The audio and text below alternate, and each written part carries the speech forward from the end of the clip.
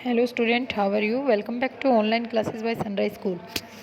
हाँ जी बेटा, आपका लेसन चल रहा था वैदिक एज के बारे में। वैदिक एज में हमने पूरा पढ़ा कि अर्ली वैदिक एज में क्या होता था, लेटर वैदिक एज में क्या होता था, पूरा जाना ना।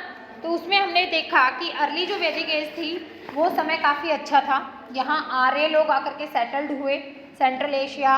कुछ इतिहासकार मानते हैं यूरोप से आए, कुछ कहते हैं कि भारत के ही रहने वाले थे।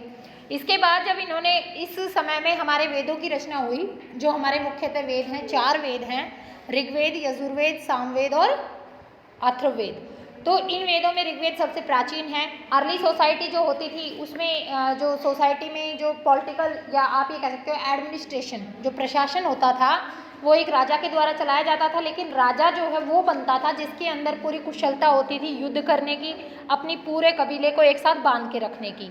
उसमें ये नहीं था कि उसके मरने के बाद उसी का बेटा राजा बनेगा, ऐसा सिस्टम नहीं होता था। यज्ञ वगैरह किए जाते थे, प्रकृति की पूजा की जाती थी। ये सब अर्ली वैदिक के बारे में पढ़ा। लेटर वैदिक समय में मूर्ति पूजा जो है वो स्टार्ट हो गई थी।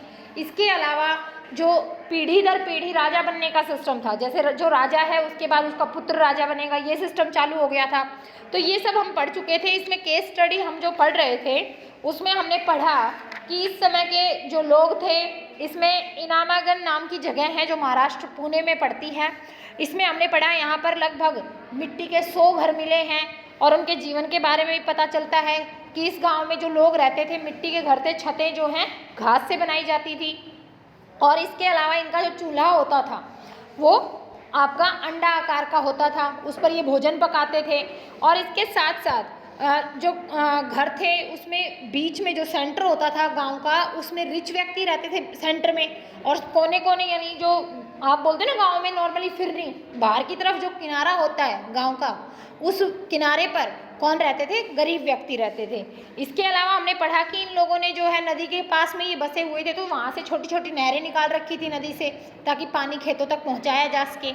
इसके अलावा इसमें पढ़ा था हमने कि खाने में वो ज़्यादातर गेहूँ, बरली, मटर और चने ये सब उगाते थे। और पशुओं में वो रखते थे गाय नहीं, भेड़, बकरी, कुत्ता, घोड़ा और सुअर को ये पालते थे। अब आगे ब्यूरल साइट के बारे में पढ़ेंगे। ब्यूरल साइट वो होती है जब किसी के मरने के बाद या तो उसका दाह संस्कार किया जाता है या उसे दफनाया जाता है। तो या तो कब्रिस्तान हो सकता है या शमशान हो सकता है। ऐसी जगह यही होती है ना भाई, कोई मरने के बाद जिसे जलाते हैं या दफनाते हैं, तो हम ये कह सकते हैं एक तरह से कब्रिस्तान कह सकते हैं, शमशान कह सकते हैं। ब्यूरल साइट वो जगह थी जहाँ पर डेड बॉडीज़ को दबाया जाता था या जलाया जाता था। तो इसमें बताया गया है at Inamgaon that the dead were buried in pits dug in the floor of the house itself. इस जो इनामगन नाम का गांव है, यहाँ पर जो डेड होते थे यानी जो मर जाता था उसको घर के जैसे घर के अंदर ही दबाया जाता था, गड्ढा खोदते उसके अंदर दबा देते। Dead adults were buried directly in pits. जो मतलब ज़्यादा युवा बच्चा होता उसको तो डायरेक्टली दबा देते थे बिना मटकों में डाले, और जो वृद्ध होता था उसको मटके वगैरह में जैसे जलाने के बाद जो हड्डियाँ होती हैं उसको डाला और फिर मटके को दबा दिया। Child was buried in container made up of 2 earns. बच्चे जो हैं वो एक कंटेनर में, जैसे कंटेनर देखते हो ना डब्बा जो बॉक्स होता है, उसमें दबाया जाता था छोटे बच्चों को। Megaliths burial have also been found. इसके अलावा मेगालिथ्स का मतलब बड़े बड़े पत्थरों का जो कब्रिस्तान है वो भी यहाँ पर मिला है। सच ब्यूरल्स वर लोकेटेड अंडरग्राउंड। ये जो हैं जितनी भी मतलब दफन की गई है ना जो डेड बॉडीज, वो सारी पृथ्वी के नीचे दफन की गई हैं। The burial spot was marked by big stone, यानी डेड बॉडी को दबाने के बाद उसके ऊपर एक बड़ा सा पत्थर लगा दिया जाता था, जिससे ये पहचान होती थी कि ये यहाँ पर किसी न किसी की क्या है, डेड बॉडी को दफन किया गया है। This probably serve as sign post. और इसके ऊपर जो है कुछ चिन्ह भी बना दिए जाते थे, निशान भी बना दिए जाते थे। जैसे नॉर्मली आप देखो जो क्रिश्चियन है वो दफनाते हैं ना, तो उनकी जो आप जाके देखोगे तो उसके ऊपर ऐसे लिखा हुआ होता है कि किसकी कब्र है, ये उसके ऊपर पूरा डिटेल होता है। ऐसे ये भी साइन बनाते थे। The burial were accompanied by object such as grains, pottery, tools etcetera.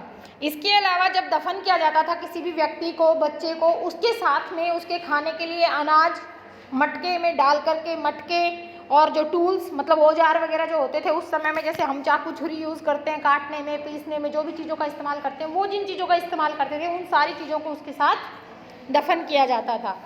Decline होता है किसी चीज़ का समाप्त होना, खत्म होना किसी चीज़ का। In the last phases of the settlement, the people of Inamagan seem to have faced some serious problem. ऐसा माना जाता है कि पिछले कुछ समय में इन जो सेटलमेंट था इन लोगों का, मतलब जहाँ ये रह रहे थे, इनामगन के जो लोग थे, उन्होंने बहुत बड़ी समस्या को, जो गंभीर समस्या थी, उसको फेस किया। फेस का मतलब उसका सामना किया। There was a decline in farming activities. इनका जो कृषि करते थे ना ये, उसमें बड़ी हानि हो रही थी, वो लगातार कृषि जो है समाप्त होती जा रही थी इनकी। People start relying more on hunting and gathering food. खेती बाड़ी अच्छी नहीं हो रही थी, तो लोगों का ज़्यादातर जीवन उनका निर्भर हो गया था शिकार पर और यहाँ वहाँ से भोजन इकट्ठा करने पर।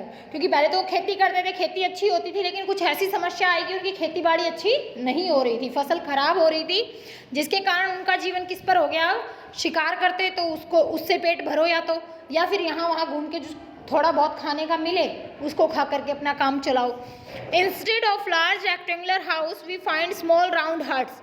अब बाद में जो हम बात कर रहे थे कि रेक्टेंगुलर हाउस होते थे, यानी आयताकार, जैसे आपका ये रूम है, साइड में जो दीवारें जो होती हैं आमने सामने की इक्वल होती हैं, लेकिन अब छोटी छोटी झोपड़ियाँ आ गई थी, उसके स्थान पर वी फाइंड स्मॉल राउंड हट, हमने पाया कि छोटी गोल आकृति में झोपड़ियाँ जो होती हैं वो थी। It seem people were becoming poorer and their old way of life had become to an end. इससे पता चलता है कि जो लोग कभी बहुत अच्छा जीवन जी रहे थे, अच्छा घर था, अच्छी खेती बाड़ी होती थी, अच्छी सुख संपन्नता से वो रहते थे, वो जीवन जब अब क्या था, गरीबी में आ गया था, घरों के आकार छोटे हो गए थे।